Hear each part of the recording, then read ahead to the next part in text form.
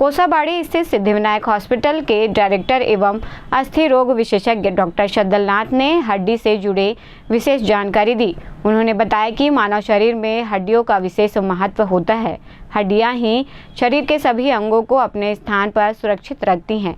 हड्डियों के द्वारा ही शरीर के अंग गतिविधि कर सकते हैं, जिससे शरीर स्वस्थ रहता है। आगे डॉक्टर ने बताया कि हड्डियों को स्वस्थ रखना बेहद ज़रूरी है। इसके लिए शरीर में कैल्शियम को मेंटेन करना आवश्यक है।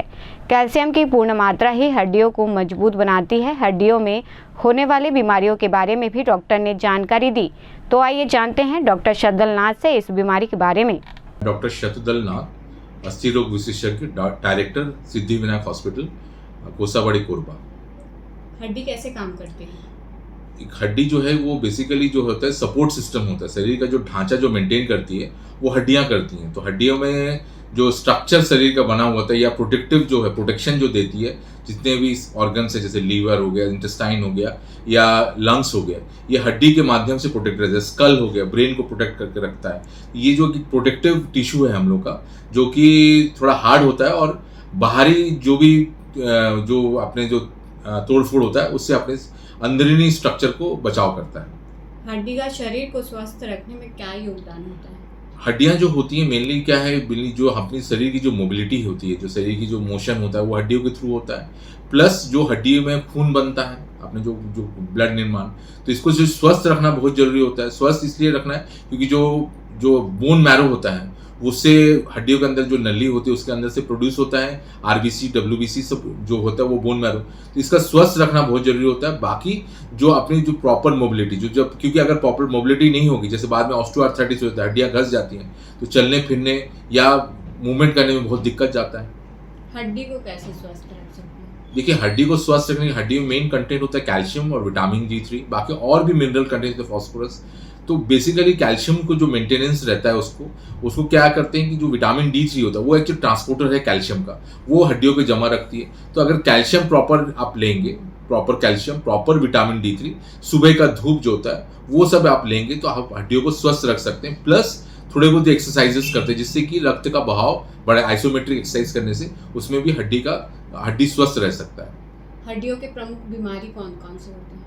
आजकल तो मेनली जो बीमारी होती है ऑस्टियोआर्थराइटिस, जैसे घुटना घिस जाना, जैसे फिर टखना घिस जाना, हिप का मोस्टली जो होता है घुटने का ऑस्टियोआर्थराइटिस होता है। प्लस और भी बीमारियां होती है जैसे ऑस्टियोपोरोसिस। ऑस्टियोपोरोसिस क्या होता है, जिसमें कि छिद्रित हड्डियां होती हैं, हड्डियां कमजोर हो जाती हैं एक सर्टेन एज। जैसे पोस्ट मेनोपॉजल वुमन पे क्या होता है, कैल्शियम कंटेंट जो डिपॉजिशन होता है वो एस्ट्रोजन के कारण होता है। तो जहां एस्ट्रोजन की कमी हो जाती है उसके कारण क्या होता है कि कैल्शियम डिपॉजिट नहीं होती और छिद्रित हड्डियां होती है। जैसे छोटा से भी गिरने से उनको फ्रैक्चर हो जाता है या घुटना घिस जाता है, चलने फिरने में दिक्कत जाता है। जैसे आपने सुना होगा उम्र होने पे घुटना टेढ़ा हो जाता है। तो ये ऑस्टियोआर्थराइटिस, ऑस्टियोपोरोसिस, बाकी और भी बीमारियां, रोमेटॉइड आर्थराइटिस और इन्फ्लेमेटरी डिजीजेस और भी हैं, बट मोस्टली जो कॉमनली होता है वो ऑस्टियोआर्थराइटिस, ऑस्टियोपोरोसिस और बैक एक जो होता ही है कॉमनली। सर, इसके निदान व उपचार क्या हैं?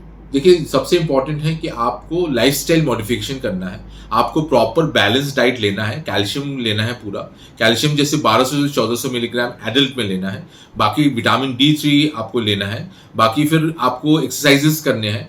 और थोड़ा सा क्या होता है कि आप अपने दिनचर्या को अगर प्रॉपर मेंटेन करके रखेंगे, आपके खान पान को मेंटेन, खाने में जो इंपॉर्टेंट दूध और पनीर, जो कैल्शियम वाले जो मटेरियल है जिसमें कि कैल्शियम कंटेंट ज़्यादा है, राजमा हो गया, छोले हो गया, दूध हो गया, पनीर हो गया, तो आप इन सब को लेने से आपका कैल्शियम कंटेंट थ्रू खाद्य पदार्थ मिलेंगे। बाकी बीच बीच में आपको बोन डेंसिटी का टेस्ट कराना है, कैल्शियम कंटेंट देखना है और विटामिन D3 देखना है। अगर विटामिन D3 कम है तो विटामिन D3 का सप्लीमेंटेशन लेना है, कैल्शियम सप्लीमेंटेशन लेना है और बोन डेंसिटी को मेजर करना है। उसका T स्कोर होता है, उसमें ऑस्टियोपेनिक, ऑस्टियोपोरोसिस और नॉर्मल होता है। तो आप किस कैटेगरी में आपका बोन आ रहा है उस हिसाब से फिर हम लोग एज ए फिजिशियन, हम लोग एज ए सर्जन हम लोग फिर से ट्रीटमेंट करते हैं।